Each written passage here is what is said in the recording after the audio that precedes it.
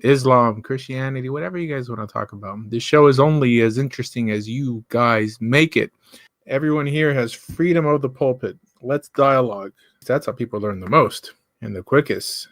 Talk about biblical criticism. What about it? Your opinion of the authors of the Torah. I don't believe they were authors of the Torah. I believe the Torah was authored by God. Now, I believe that in faith. What I'm saying is, how do you respond to the biblical criticisms, allegations of multiple authors? I don't necessarily. I could just say Moshe Rabbeinu penned 13 Sefer Torah before he died. What's the difference if it was written down by Moses? In the hypotheses, they believe it was written by different sects of priests, i.e. religious God-fearing individuals.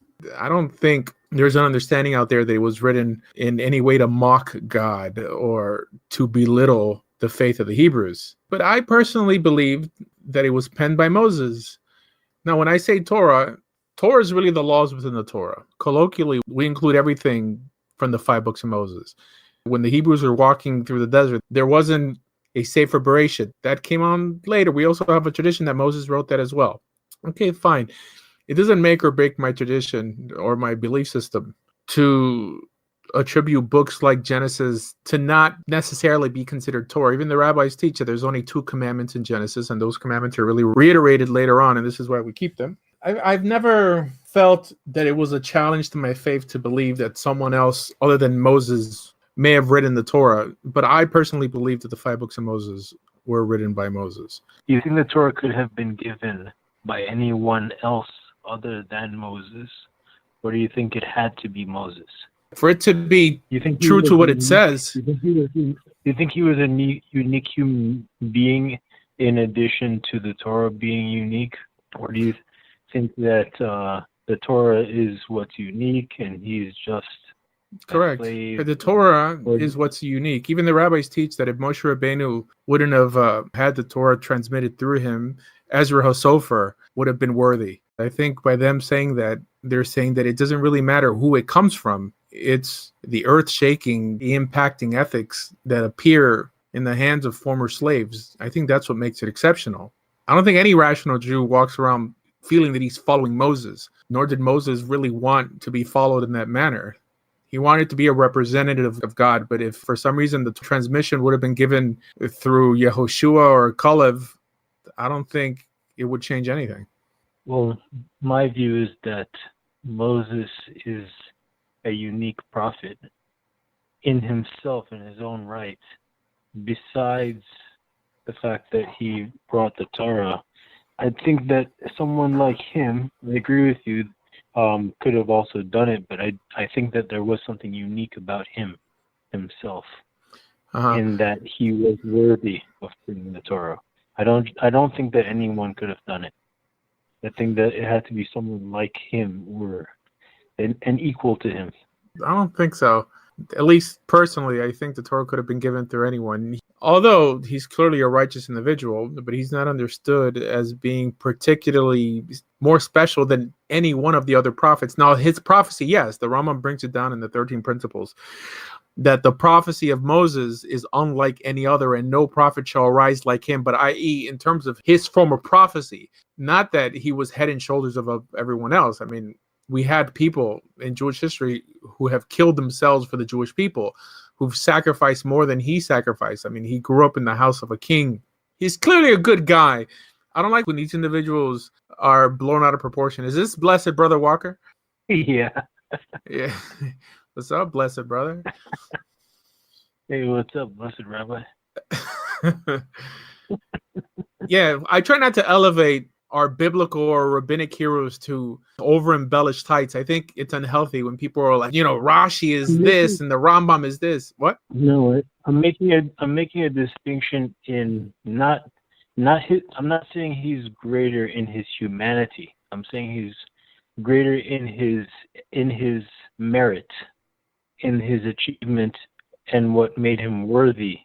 Someone like him had been planned to come into existence to do this from way before. And for someone to be on such a high level in in a socio-political sense in the world I think at I that think you're time, making too much and out then of to it. be so humble. There's a lot of Uh-huh. contrast.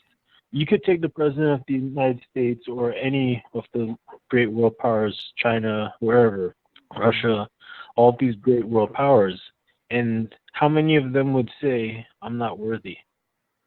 You understand what I'm saying? It's just Well, George for Washington someone did. George Washington stepped for down. someone to say, Uh-huh. yeah, but then George Washington, he did a lot of other bad things too. You know, I'm sure Moses did bad things as well. Moses See, this is wasn't equal to dangerous George because this is what Washington. gets people to worship other people because they blow their existence out of proportion.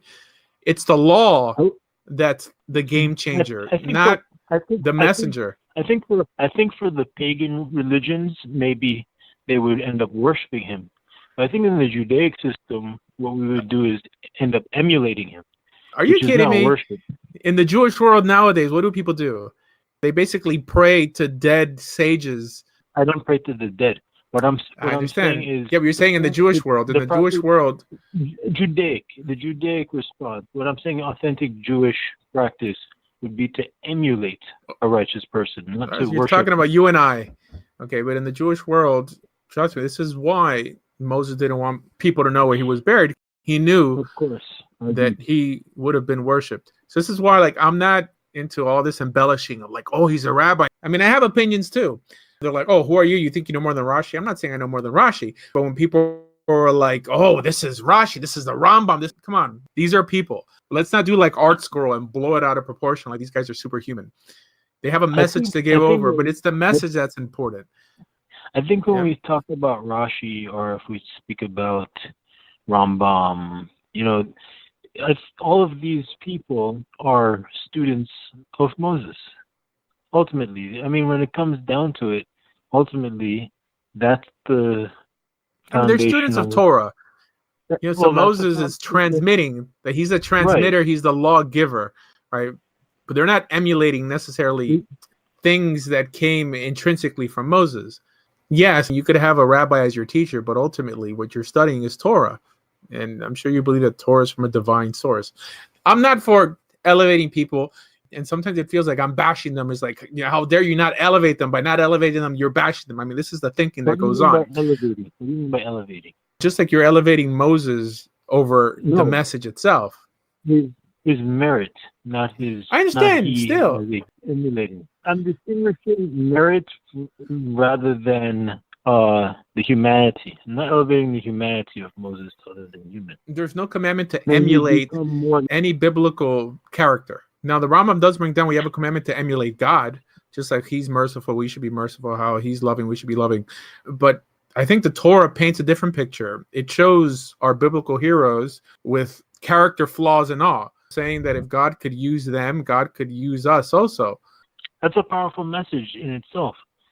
See, although it doesn't say to emulate Moses, if he is telling us that the Torah is true, and if we are telling others that it is true, and we also are believing that it is true, then even that is actually emulating, because we're actually following the footsteps. Because look, if he didn't believe in what he was saying, then that would mean that he'd be hypocritical. His message is what's important, not the man. Of course, what he did was incredible. What Abraham did was incredible, but he was a messenger. It wasn't the messenger, it was the message. Right. The Rambam actually sets up a similar example in the beginning of Hilchot Avodah Zarah on the birth of idolatry. And he mentions Enosh.